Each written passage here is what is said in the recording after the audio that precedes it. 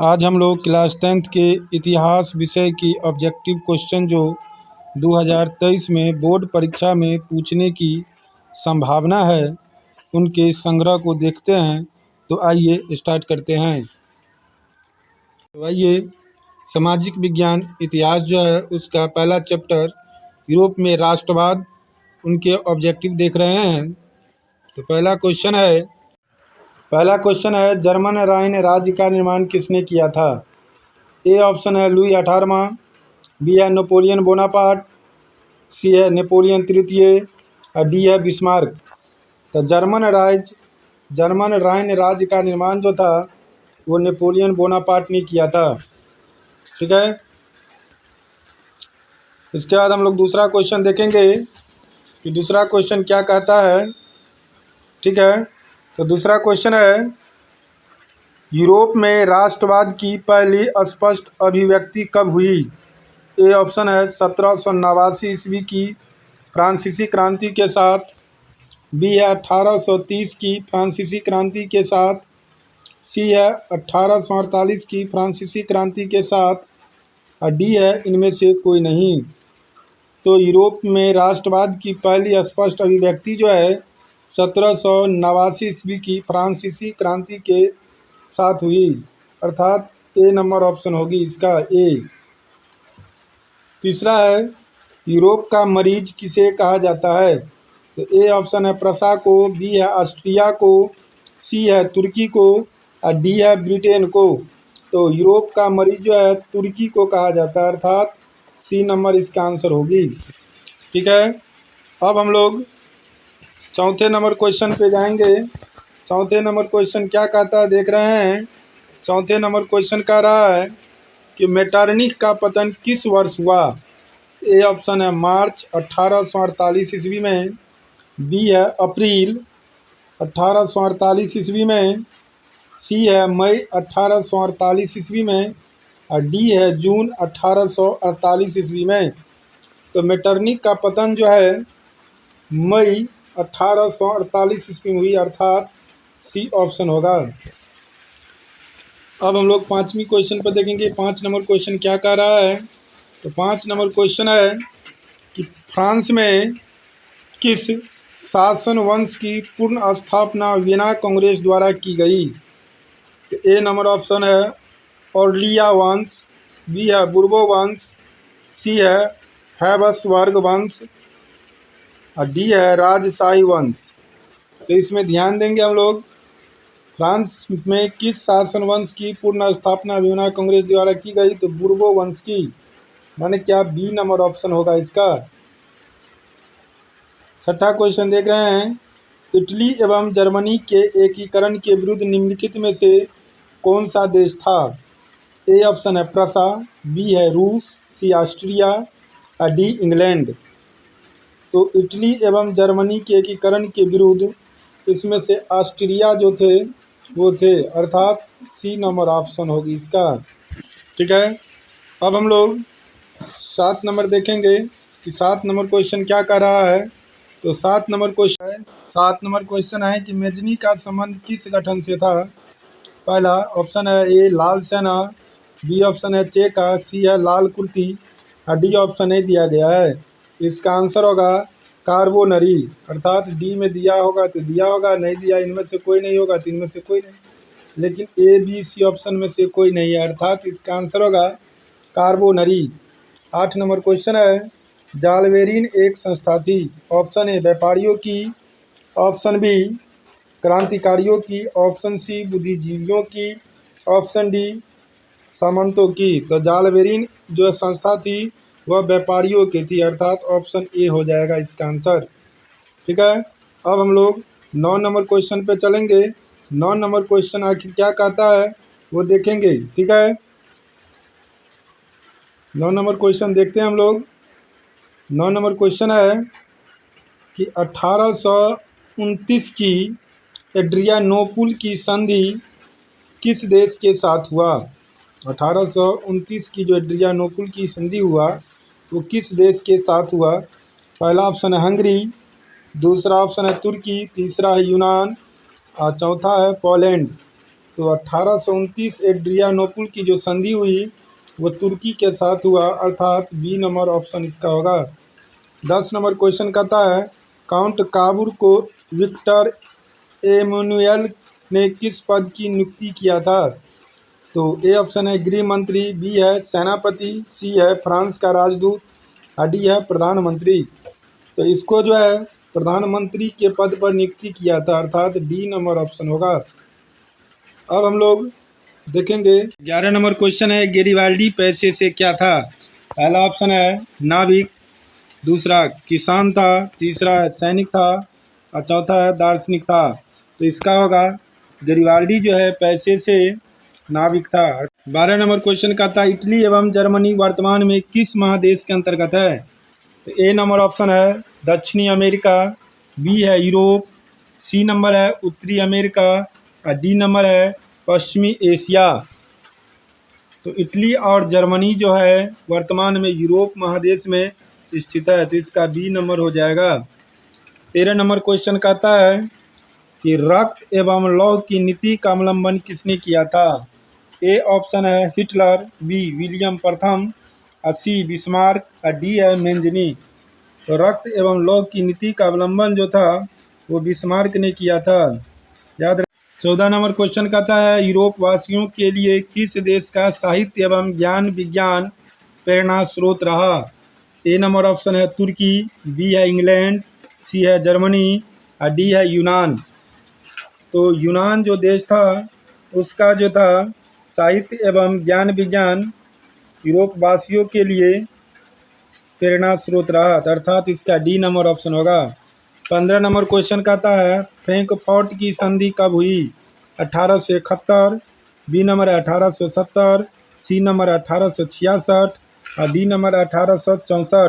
तो फ्रैंकफर्ट की संधि जो है 1871 में हुई, अर्थात इसका ऑप्शन हो जाएगा ए। 16 नंबर क्वेश्चन है किस युद्ध के बाद जर्मनी का एकीकरण पूरा हुआ? पहला ऑप्शन है प्रसा डेनमार्क युद्ध, बी है सीडान का युद्ध, सी है सेडोवा का युद्ध और डी है क्रीमिया का युद्ध। तो सीडान के युद्ध के बाद जर्मनी के एकीकरण जो है पूरा हुआ, इसका होगा बी नंबर ऑप्शन। 17 नंबर है यंग यूरोप की स्थापना किसने की थी? ए ऑप्शन है काबूर ने, बी है बिस्मार्क ने, सी है मेंजनी ने और डी है गेरिबाल्डी ने। तो यंग यूरोप का जो है स्थापना मेंजनी ने किया था, माने क्या सी नंबर ऑप्शन होगा। 18 नंबर क्वेश्चन है यंग इटली की स्थापना किसने की? ए ऑप्शन है गेरिबाल्डी ने, बी है मेंजनी ने, सी है बिस्मार्क ने और डी है काबूर ने। तो यंग इटली की जो स्थापना है वो मेंजनी ने की है। 19 नंबर क्वेश्चन है सीडान का युद्ध कब हुआ था?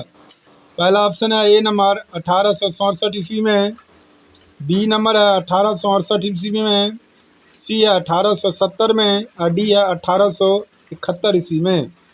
तो सीडान का युद्ध जो था 1870 में हुआ था, अर्थात C number option. 20 number question है सन 1870 में फ्रांस और प्रसा के बीच युद्ध कहाँ हुआ था? ए ऑप्शन है सेडोन, बी है सेडोवा, सी है साइडाइन और डी है फ्रैंकफर्ट। तो सन 1870 में फ्रांस और प्रसा के बीच जो है वो सेडोन में हुआ था, अर्थात ए नंबर ऑप्शन होगा। 21 नंबर क्वेश्चन है वियना सम्मेलन किस वर्ष हुआ? ए ऑप्शन है 1815, बी है 1820, सी है 1825 और डी है 1830। तो वियना सम्मेलन जो है 1815 ईस्वी में हुआ था, ए नंबर ऑप्शन होगी। वियना किस देश की राजधानी है? ए ऑप्शन है फ्रांस, बी इंग्लैंड, सी ऑस्ट्रिया और डी रूस। तो वियना जो है ऑस्ट्रिया की राजधानी, अर्थात सी नंबर ऑप्शन होगी। ये क्वेश्चन इस प्रकार भी पूछा जा सकता है कि ऑस्ट्रिया की राजधानी। क्रीमिया का युद्ध किस वर्ष हुआ? ए ऑप्शन है 1854, बी ऑप्शन है 1855, सी ऑप्शन है 1856 और डी ऑप्शन है 1860। तो क्रीमिया का जो युद्ध था 1854 में हुआ था, इसका होगा ए नंबर ऑप्शन। राष्ट्रवाद की अवधारणा का जन्म किस घटना से माना जाता है? ए है ऑप्शन पूर्ण जागरण काल से, बी है धर्म सुधार आंदोलन, सी है गौरवपूर्ण क्रांति और डी है फ्रांस की क्रांति। तो राष्ट्रवाद की अवधारणा जो है फ्रांस की क्रांति से माना जाता है, अर्थात इसका हो जाएगा डी नंबर ऑप्शन। नेपोलियन संहिता किस वर्ष लागू की गई? ए ऑप्शन 1789 में, बी 1791 में, सी 1801 में और डी 1804 में। तो नेपोलियन संहिता जो है 1801 ईस्वी में लागू की गई, अर्थात सी नंबर ऑप्शन होगी।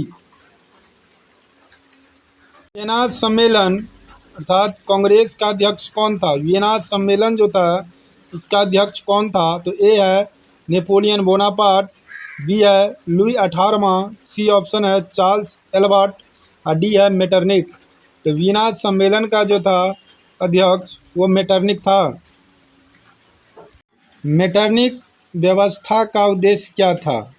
ए ऑप्शन है गणतंत्र की स्थापना करना, बी है प्रजातंत्र की स्थापना, सी है पुरातन व्यवस्था की पूर्ण स्थापना करना और डी है नेपोलियन की पूर्ण स्थापना करना। तो मेटरनिक व्यवस्था जो है वो पुरातन व्यवस्था की पूर्ण स्थापना करना था, अर्थात सी नंबर ऑप्शन होगी। काउंट काबूर की मृत्यु किस वर्ष हुई? ए ऑप्शन है 1800, बी है 1862, सी 1864 और डी 1866। तो काउंट काबूर की मृत्यु 1862 में हुई, अर्थात बी नंबर ऑप्शन। इटली और जर्मनी के एकीकरण का विरोधी कौन था? A option Austria, B France, C Britain और डी रूस। तो इटली और जर्मनी के एकीकरण का विरोधी ऑस्ट्रिया था, अर्थात ए नंबर ऑप्शन होगा। जर्मनी का एकीकरण किस वर्ष पूरा हुआ? ए ऑप्शन है 1866, बी है 1864, सी 1870 और डी 1871। तो जर्मनी का एकीकरण जो था वो 1871 ईस्वी में पूरा हुआ। लाल कुर्ती का गठन किसने किया था? ए मेंजनी ने, बी काबूर ने, सी गेरिबाल्डी ने और डी बिस्मार्क ने। तो लाल कुर्ती का गठन जो है गेरिबाल्डी ने किया था, अर्थात सी नंबर ऑप्शन। जालवेराइन संघ की स्थापना किस वर्ष हुई? 32 नंबर क्वेश्चन है।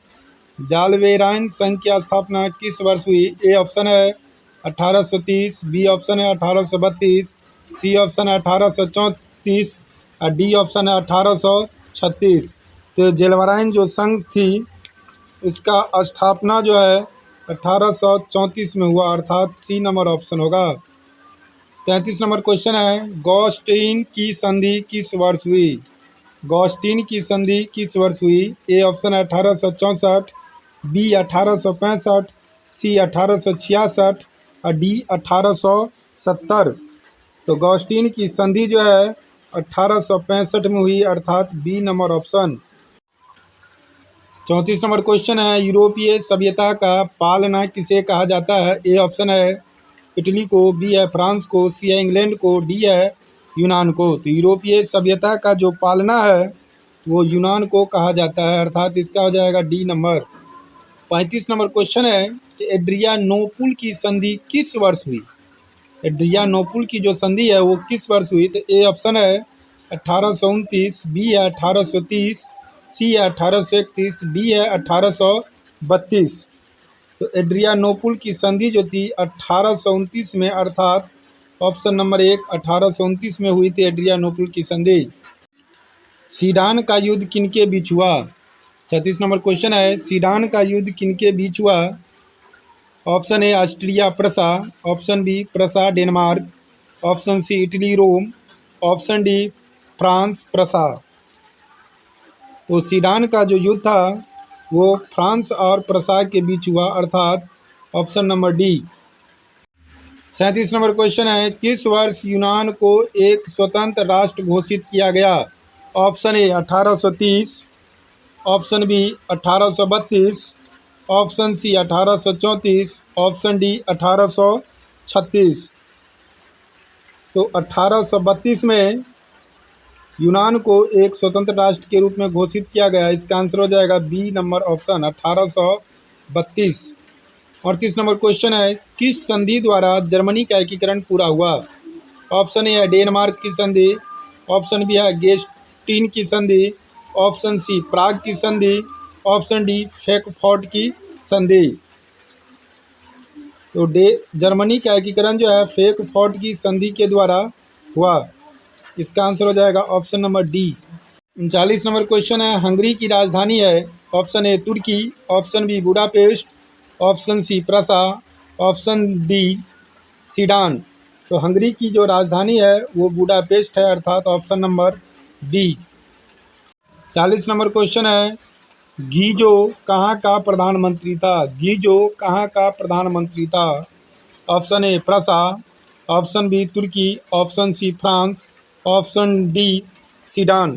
तो गीजो जो था वो फ्रांस का प्रधानमंत्री था। इसका हो जाएगा option number C answer. 41 number question है, सेडोवा का युद्ध किनके बीच हुआ था? पहला ऑप्शन है A number Austria Sedan, B Austria Prussia, C है सीडान प्रसा और डी है तुर्की मिस्र। तो सेडोवा का युद्ध जो है ऑस्ट्रिया और 42 नंबर क्वेश्चन है, ओटो को निम्न में से कहाँ का राजा घोषित किया गया? ऑप्शन नंबर ए है रूस, ऑप्शन बी यूनान, option C France, option D Germany. तो ओटो को यूनान का राजा घोषित किया गया, अर्थात ऑप्शन नंबर बी आंसर होगी इसका।